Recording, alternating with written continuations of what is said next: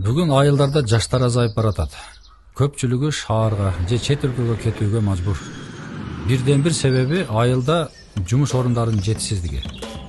Биздин максат жаштарга шарт түзүп, айыл жергесинде мүмкүнчүлүк берүү. Мен айылдардагы стартап фондун түзүүнү демилгелейм. Бул фонд аркылуу айыл жаштары жеңилдетилген шартта мүмкүнчүлүк алып өз ишин баштай алат.